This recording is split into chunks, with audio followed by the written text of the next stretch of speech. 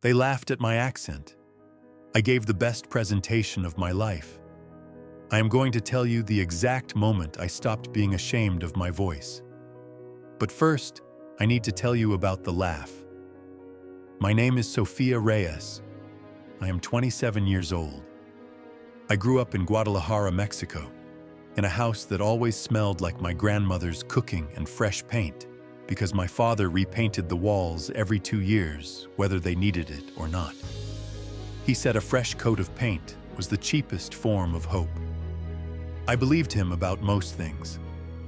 I came to Toronto for a master's degree in urban planning, 2 years of work, 18 months of visa applications, one scholarship that covered 60% of everything and left me figuring out the other 40 with a part-time job at a coffee shop 4 blocks from campus, where I memorized 43 coffee orders in my first week because I was terrified of asking anyone to repeat themselves.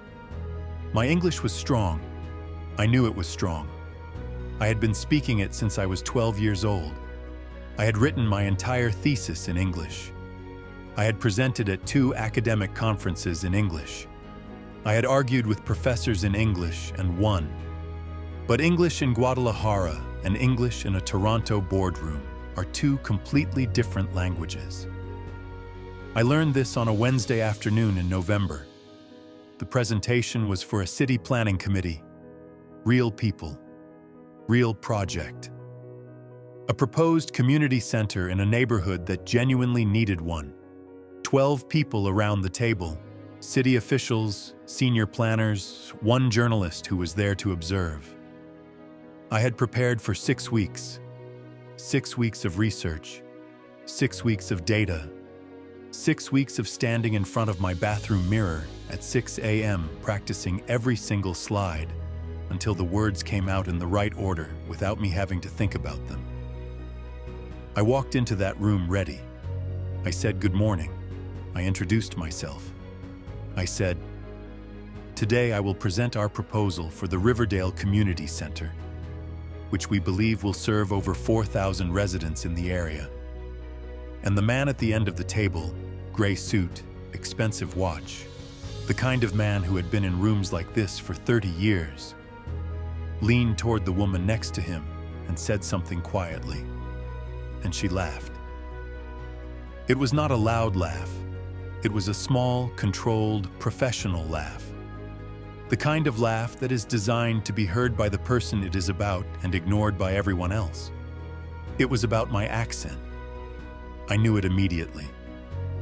The way you always know. The way every person who has ever spoken in a language that is not their first knows.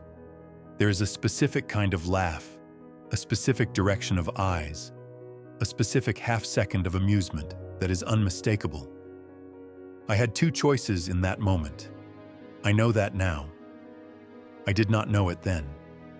Then, I only knew that my face was getting warm and my hands were slightly shaking, and there were 11 more slides and 12 people watching me, and the journalist was writing something in his notebook, and I could not tell what.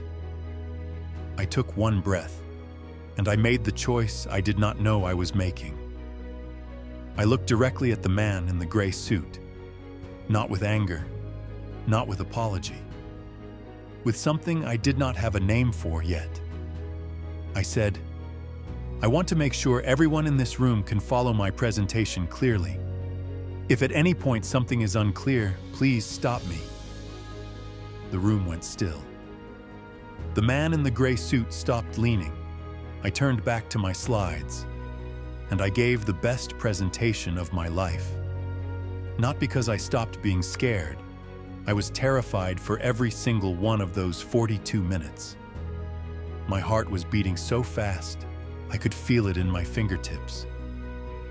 There were 3 moments where my voice almost broke, and I pulled it back with the same breath my father used when he was painting. Slow, even, deliberate. I gave the best presentation of my life because I stopped trying to sound like someone else. This is the thing about accent shame that nobody explains to you. When you are ashamed of your accent, you speed up. You try to get through the words before anyone notices them, You swallow the ends of sentences. You rush past the parts where your pronunciation is different because you want to minimize the surface area of your difference. And rushing is exactly what makes you harder to understand. Clarity does not come from speed. Clarity comes from space, from the pause between words, from the confidence to let a sentence breathe after you finish it instead of immediately starting the next one. The 4-second pause. Sofia learned this without knowing Maya had learned it before her, in Singapore, on a different floor, in a different silence. Some lessons travel across cities without ever meeting. I slowed down. I let every key point land before I moved to the next one. I used the silence after my most important sentences the way you use punctuation, not to fill, but to let the previous word mean something.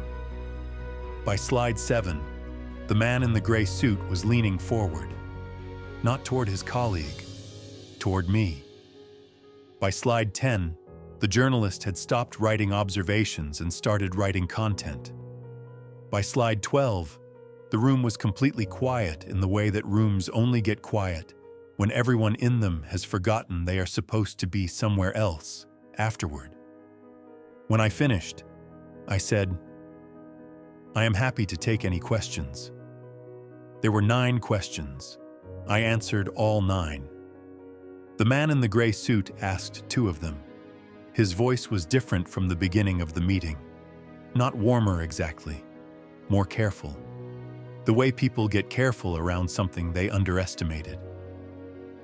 After the meeting, as people were gathering their things, the woman who had laughed walked over to me. She said, "That was a very impressive presentation." I looked at her. I said, "Thank you." She said, "Your English is excellent." I said, "I know." I did not say it with anger. I did not say it with triumph. I said it the way my father said things about his paintings, simply, without needing anyone to agree. She nodded and walked away. I stood in that boardroom for a moment after everyone had left, the chairs still pushed back, the projector still cooling down, the city visible through the window, Toronto in November, gray and real and completely indifferent to what had just happened inside this room. I thought about my father repainting the walls. A fresh coat of paint is the cheapest form of hope.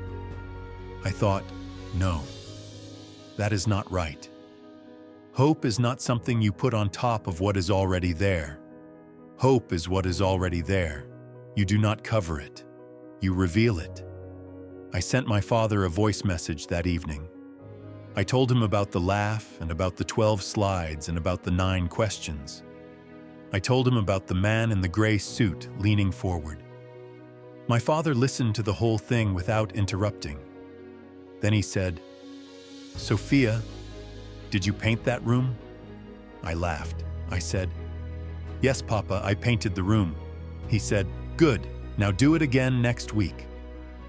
The proposal was approved 6 weeks later. The Riverdale Community Center broke ground the following spring. I was not there for the groundbreaking. I had already moved to a different city for a different project. But I heard that the journalist who was in the room that Wednesday afternoon wrote a piece about the presentation. Not about the community center, about the presentation itself. He wrote, "The clearest speaker in the room was the one everyone expected to be hard to understand." 3 things from today. 1. I want to make sure everyone can follow clearly. This is how you take control of a room after a moment of disrespect. Not with confrontation, but with calm ownership. It signals confidence. It reframes the dynamic. It puts you back at the center. 2. Slow down when you want to speed up. Accent shame makes you rush. Rushing makes you harder to understand. Space between words is not weakness. It is clarity. The pause is your power. 3. I know. 2 words that carry everything when someone tells you something you already know about yourself. Not aggressive, not apologetic, just true. Sofia Reyes gave her best presentation in a room where someone laughed at her voice. She did not change her accent. She changed the room. And if you want to practice speaking with the kind of clarity that makes rooms go quiet, not because you sound like someone else, but because you sound completely, unmistakably like yourself. Open SpeakPro. Say these 3 expressions out loud. The app will show you exactly where your pacing slows down and where it rushes. It will tell you where your voice drops when it should hold and where it holds when it should drop. Honest feedback, not applause. Real coaching. The link is in the description. One more thing before you go.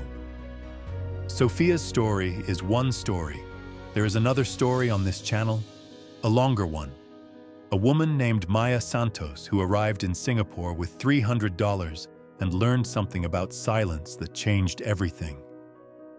It is called Maya. Episode 1 is on this channel right now. Go watch it.